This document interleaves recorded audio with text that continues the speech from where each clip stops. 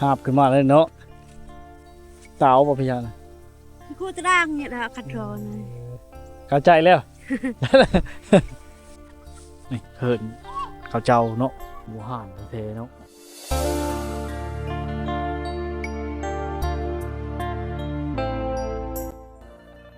เส้นทางยาวๆไกลทุกคนตอนนี้เฮากำลังเดินทางเข้าสู่หมู่บ้านลึกลับเป็นหมู่บ้านสกีเนาะเมืองเซโปนหมู่บ้านที่บ่มีไฟฟ้าบ่มีสัญญาณโทรศัพท์จากเข้าได้แต่ในยามฤดูแล้งนะเป็นหมู่บ้านลี้ลับอยู่ในป่าเรียบตามชายแดนเวียดนามเป็นหลังหมู่บ้านเล็กๆน้อยๆมีเพียงแต่10หลังคาเดินทางเข้าสู่ป่าดงพงไผ่กับทีมงาน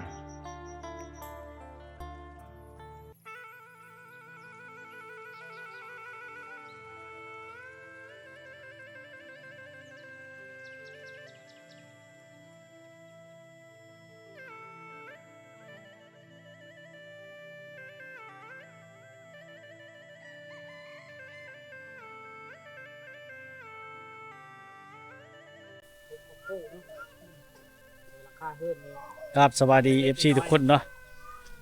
วิดีโอนี้ครับก็มาอยู่ที่บ้านสกีเนาะชนบทที่ห่างไกลเมืองเชโปนนะแขวงชลเขตทุกคนมาเห็นแล้วก็เงียบสงบเนาะมานี้จะไปเห็นดวงตะเวนเลยอากาศหนาวเย็นเนาะชนเผ่าบลูหรือว่าชนเผ่าตรีเนาะนี่เฮินเขาเจ้าเนาะกับบัวลายลากไปได้เพียงแต่ชิปหลังคาพี่น้องช่องดังเดิมแท้ๆเนาะพาไม่ทีเอามาจากป่าในผู้เนาะโอ้ใบหญ้าพุ่งโดยไม้ซับไม้พุ่งไม้พางเนาะ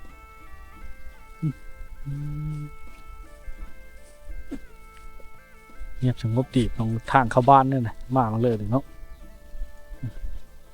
สบายดีโอ้นี่เพลงจะชิปหลังคาเนาะเขาบ่ทันได้มาแต่ให้ไปชำนี่บ่ได้มาแต่ให้อยู่ผู้พุ่นเนาะโอ้มันก็บกเก็บไว้มาแต่ผู้พุ่นบ่ล่ะเก็บไว้ผ้าแล้วนี่เนาะโลเท่าไหร่นี่เนาะโล15,000อันเขาชื่อในมันติชื่อในมันนี่บ่ชื่อเด้อแบบนี้น้องเนาะใครแต่ย่ำพลก็เข้ามาได้บ่บ้านเฮานี่น้ำนี้ทำน้ำนี้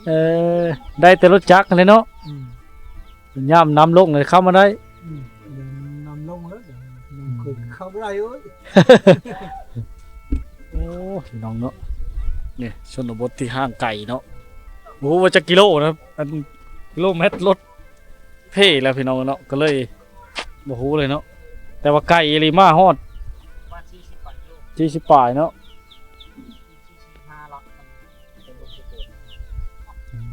แต่เมืองเชโปนมาถ้าพี่น้องฟังไทยหรือต่างประเทศนะจะมาเที่ยวชมนี่พี่น้องภาพบรรยากาศมานี้เราจะหนาวทันทีบ่เห็นแสงตะเวนเลยเนาะผู้อ้อมหอบเลยภูเขาอ้อมหอบนะโอ้พี่น้องเพิ่นช่วงบูหานแท้ๆเนาะยังใครแต่ว่าได้ชังกะสีมุ่งเนาะทางนี้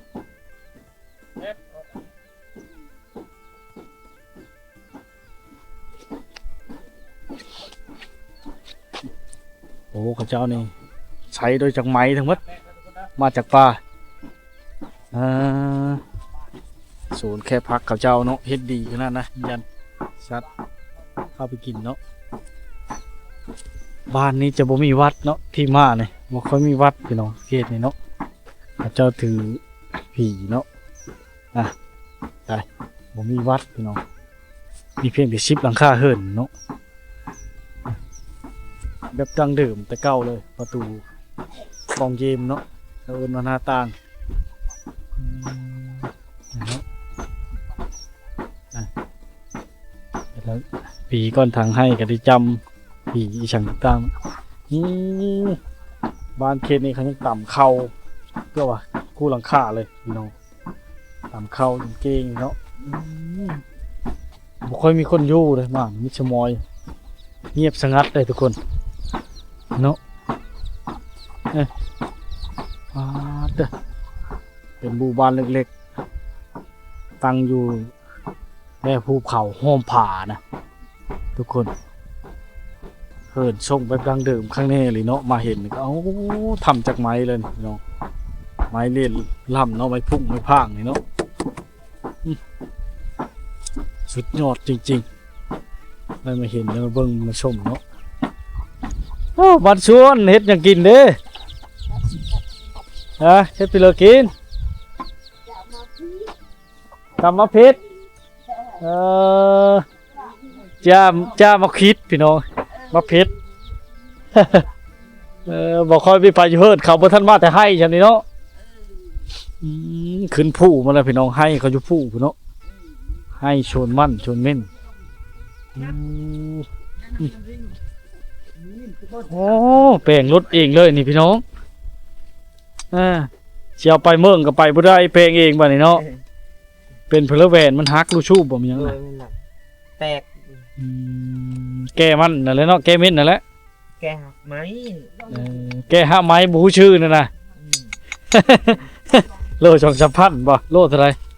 โลนึง4,000 ลูก4,000 ดงบ่ฮู้ว่าเป็นเงินลาวจำได้เนาะ3,000บ่4,000บ่4,000ก็จักได้จักจุดแตกเนาะมันถือหินถือหยังเลยเนาะสารพัดเลยเอาบ่ได้ใส่ลีนบ่ลีนดำมันหอมผู้เนาะยากผู้สาวก็หลายบ่บ้านจังบ่เคยมีแล้วเนาะมีกับเขาเอาโพว่าเลยบ่อายุจักปีเขาเอาโพนี่14 ปีก็เอาเลยบ่กว่าประมาณ16 17 ปี15 ปีขึ้นไปเนาะเงียบสงบหนาวเนาะบ้านเจ้าทุกคนมาแล้วก็หนาวเลยท่านผู้ชมมาฮอดแล้วหนาวเย็นเนาะต้องใช้อยากมาเที่ยวมาชมหมู่บ้านนี่ต้องใส่ชุดกันหนาวเสื้อกันหนาวมาเด้อพี่น้องเนาะหนาวเย็นเลยพี่น้องเอ้ยมาฮอดก็เย็นอะไรเนาะ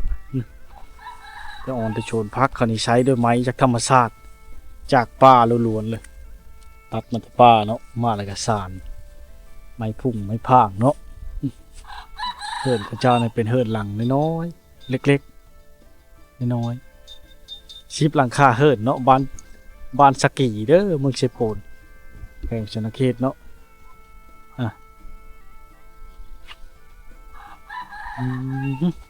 น้องเนาะนี่บอลกับไปแก้เอาน้ำกินแล้วนี่เนาะผู้ถือผู้บริหารเนาะผู้บริหารน้องเนาะยิ้วไปเวียนมากแล้วมาห้องบนเก้าวินึกจักอะมันอะไรนะทุกคนมันหอมเนาะหมู่บ้านนี้มีเพศคือชิบหลังคาเนาะถือว่าเป็นครั้งทำอิฐที่เข้ามาเที่ยวชมบ้านสกีเมืองเชโปนเนาะเข้าไปทางจุดๆแล้วโกไปแล้วหนทางนี่ย่ำฤดูแล้งนี่มาได้เด้อทุกคนนี่คือผาเฮิร์นเขาเจ้าสร้างสารเอกนะเนาะธรรมชาติพี่น้องดูวิวงามหอมมดเนาะมีแต่ผู้หอมมดหนาวเนาะลึกเลยไปเชื่อไปหน้าไปให้มาแต่ให้เลยพี่น้องเนาะมาแต่หน้ายาอันนี้กับแปลงรถดิบ่บ่ได้ไปให้มาเลยบ่ได้ไปให้มาเลยบ่หรือว่ามีได้ไปมาเนี่ยพักผ่อนหรือค่าเลยงัวงัวล้างรถใหม่แล้วนี่เนาะไอ้ต้องจ้องน้องเลยโอ้เย็นพี่น้องเข้ามาบ้านเรานี่เย็นพาไปหาลมชาแล้วก็มีบอกผู้ชาวบ้านเฮาอยู่มีอยู่พี่น้องการช้ำมาได้ล่มช้ำเจ้ามีแล้วมีเมียเจ้ามีเมียแล้ว อืมเมียจะไปให้ บ่ไปอาบน้ ไปอาบน้ำเจ้าละอาบแล้วมาป้าเมียอีก อาบไปใช้อาบอยู่ลำธารห้วยใช่ลงไปลุ่มพุ่นบ่ชาวบ้านเขาเจ้านี่ลงไปอาบอยู่พุ่นหมดเขาบ่ได้ป้าเปิดที่เขาอาบธรรมดาเลยดิเขาอาบมาธรรมดาเลยดิ ำอาบยาแล้วนำคุยสกี ห้วยสกีเนาะเพราะชื่อบ้านสกีเนาะแต่เด็กน้อยจักพ่อบ่เห็นนั่นไผเนี่ยเขาไปอาบน้ำบ่นี่ เขาอะ บ่แล้วบ่จะลังเห็นไผเลยในบ้านนี่เขาไปอาบน้ำบ่ อาบน้ำบ่ เฮ้ยหนาวเนาะอากาศเย็นพักไปอาบน้ำแต่เว้นสิค่อยจะก็ชักแห้งจักแมลงหนาวพี่น้องเอ้ยมาบ้านเรานี่เนาะโอ้ชะอ่อนแต่ภาพบรรยากาศบ่เห็นเขาเจ้าตำเข้าชะมาบ้านนี่เนาะเนื่องจากว่าเขาตำแล้วเลยพี่น้องเอ้ยเขาตำแล้วบ่ซั่นนี่บ่ แล้ว โอ้เขาตำแล้วเลยพี่น้องเนาะแล้วหมดแอนเจ้าเยอะท้ายนี่ก็ลืมเอ้าปลาเตอออกมากระบกเลยนี่พี่น้องเก็บมากระบกจากป่าเนาะโอ้ตัวเป็นอันดวงเจาะแล้วก็มีนี่เอามาแล้วผ้าขายบ่ บ่เอาเกินทายบ่มีคนซื้ออยู่บ่มีใครซื้อ เอ้าทั้งเนาะบ่คือเห็นเขาผ้าขายอยู่แล้วก็ว่ามีบ้านหนึงอยู่นอกเห็นตัวผ้าขายอยู่บ้านอหย่างนะตานางพุ่นอยู่ใกล้ๆพุ่นน่ะโลเท่าเลยโล15,000กีบโล15,000โอ้บ่มีผู้ซื้อเนาะอยู่บ้านเจ้าเนาะ มี โอ้เอาเมียแล้วเนาะยังเข้าไปได้ลูก แล้วบรรยากาศบ้านเขาเจ้านี่พี่น้องโอ้เงียบสงัดเนาะบ่มีสัญญาณโทรศัพท์บ่มีไฟฟ้าที่เห็นทางเข้าบ้านจะทาฤดูฝนนี่มาบ่ได้ฝนตกหลายๆก็ถือว่าเซ็ตได้พี่น้องเนาะจะเข้าบ่ได้จุออกก็ออกบ่ได้เนาะนี่แหละคือบรรยากาศหนาวทันทีเข้ามานี่คือปรับจะหนาวทันทีเลยท่านผู้ชมเนาะ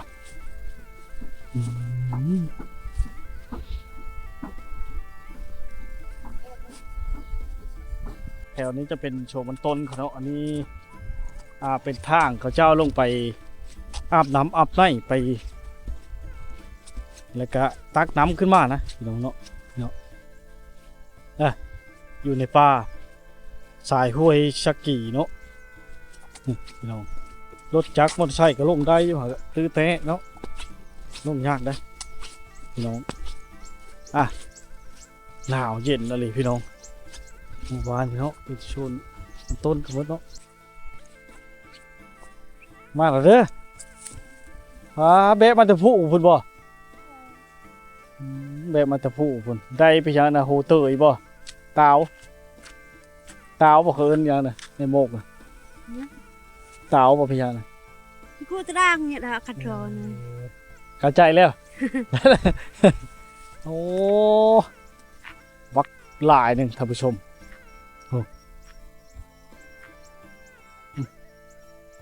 เอาเนี่ยอยู่เนี่ยกินมาพร้อมโหเพิกโหมันจากป้าเนาะโหอีหมูว่าคือเนาะได้พี่น้องเอ้ยหมู่บ้านนี้เขาเจ้ามาอาบน้ำอยู่ในป่าเนี่ยได้พี่น้องเนาะแม่น้ำสกีเนาะคือเนาะได้พี่น้องเนาะจากป่าเห็นบ่ไม้พุ่งไม้พางเนาะเต็มอยู่เขาเจ้าเอาแต่นี้แหละขึ้นไปเฮ็ดสารผักเตะผาเหินของเจ้าเนาะลงมาได้แต่รถจักรรถใหญ่รถลงมาบ่ได้พี่น้องเขาอาบน้ำบ่อยู่เทิงพุ่นกะในนั่นบ่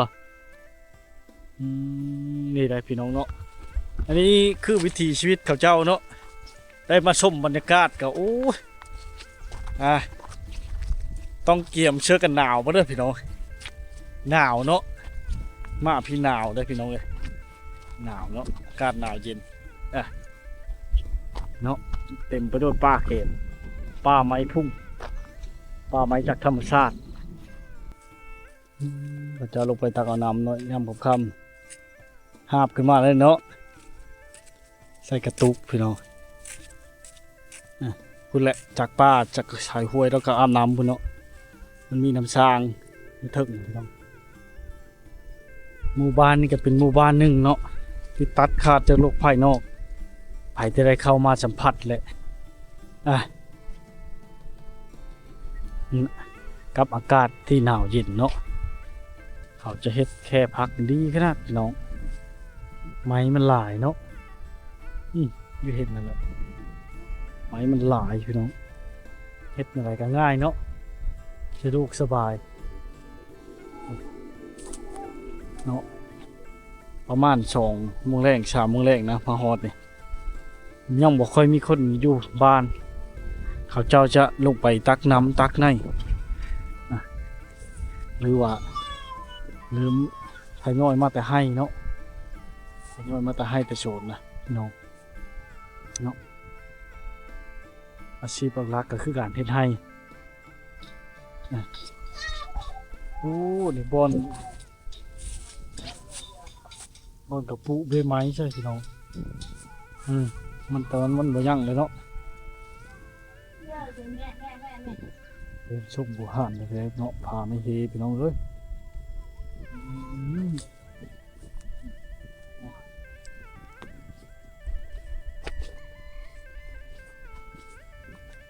อันนี้ก็ดีใจที่ได้มาสัมผัสกับสิ่งนอกทำทีมงาน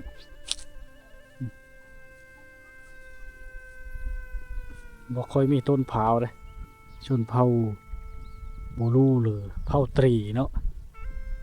ยังใครแต่เล่ายังเว้าเขายังเว้าเขาพ่อเข้าใจนะน้องเนาะ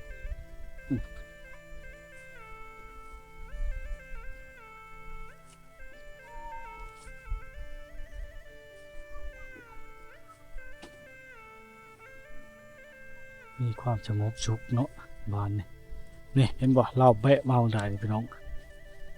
นี่ไม้ที่เราแบะมาบางได้นี่เนาะวักหลายๆพี่น้องเราจะมากายไว้เนาะนี่มาเวลาวางมื้อเช้าเขาก็จะจักฉานผักกาดผักเตะเนาะไม้เขาแก้มันจะหู้คุณพี่น้องไม้นี่เนาะหะไม้นี่เลยเขาซื้อโล4,000 กีบเนาะแก้เชื่อจักมอเตอร์ไซค์เนาะเอาลงมาแต่ผู้นะทุกคนอาชีพในดูแรงเนาะ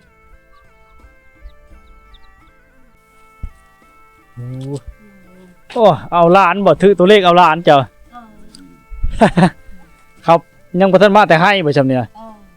โอ้ไปก้นมันแล้วเนาะก้นมันก้นเม็ดเลยทุกคนเนาะเราถือตัวเลขเอาล้านเอาลูกเอาล้านไปอยู่บ้านบ่ค่อยมีผู้อยู่บ้านเลยช่วงนี้เขาคุณเคียวน้ำมันเพราะว่าเขตนี้ชนหลายบ่จะได้เข้าหลายเนาะเฮ็ดให้เดื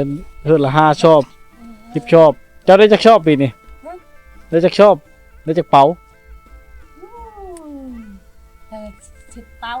ได้เข้า10 เป๋า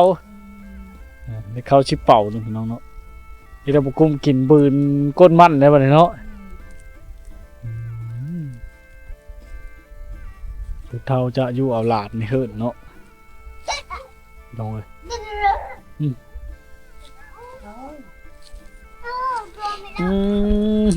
มันเป้าเลยว่าเนี่ยระเบิดนี่ลูกระเบิดด้วยนี่พี่น้องบางสงคราม85ผม100 มมผมได้นี่100 มมเลยไม่ชื่อละมันบ่มีอะไรที่อยู่ในนี่นะมันเป้าเลยเนาะโอ้มันบ่เป้าชื่อบอนตีผาตีมีดตะก้าวบ่เนี่ยอันนี้อะไรเป็นคอนทางเนาะเดี๋ยวพระท่านเป้าโอ้เป็นตะยานนี่แหละบรรยากาศภายในบ้านเขาเจ้าเนาะพี่น้องถ้าพวกเราได้มาสัมผัสโอ้อากาศจะหนาวเย็นเนาะแต่เข้าได้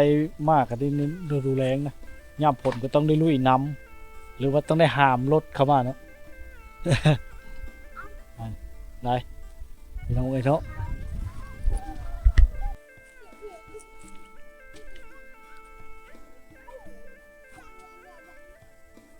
มาเตน่าบ่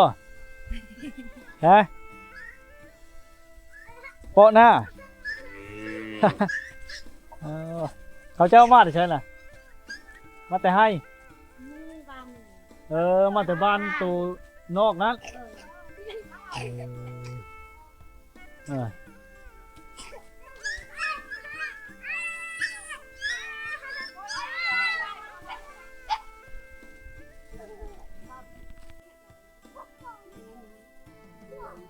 หมู่บ้านที่หลังน้อยๆเล็กๆแบบนี้เนาะพี่น้องกับมีแต่บ้านนี่แหละพี่น้องมีเพียงแต่ชิปหลังคาเนาะเนาะเพราะว่าชีการเลี้ยงสัตว์การปลูกผักการสร้างเฮือนช่างหั่งให้ชัดสาวาสิ่งเลยคนเฮาเนาะอาศัยโดยไม้จากธรรมชาติทั้งหมดเนาะหมู่บ้านนี้เนาะว่าจะเป็นหั่งไก่เคาะเป็ดเคาะไก่เคาะงัวสารแค่พักโฉนพักเนาะอย่างต่างๆนะแอบนี้แหละวิถีชีวิตเขาเจ้าเนาะได้มาสัมผัสเลยกะตื่นตาตื่นใจน่าเที่ยวชมพี่น้องเนาะอันนั้นจะเป็นเล้าเขาเจ้าเนาะเหล้าแก้มาดิพี่น้องมาแต่ป้าบแล้วนี่พี่น้องเอ้ยแต่ใช่ทั้งหน้าทั้งหลังพี่น้องมีรถคันหนึงเนาะ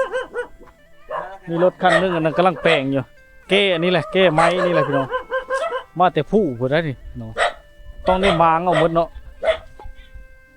ต้องได้มางเอาหมดเชือมันนี่บ่มันแตกบ่ซั่นเพราะว่าใส่นักหลายลากแก้นักเนาะแก้ลงมาแต่ผู้พี่น้องเลย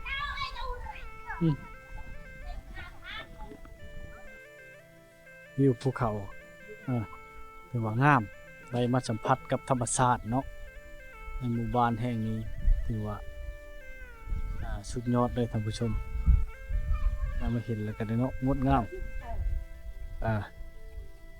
ดีมุกดีใจที่ได้มาสัมผัสเนาะกับทีมงานพอชิงหอม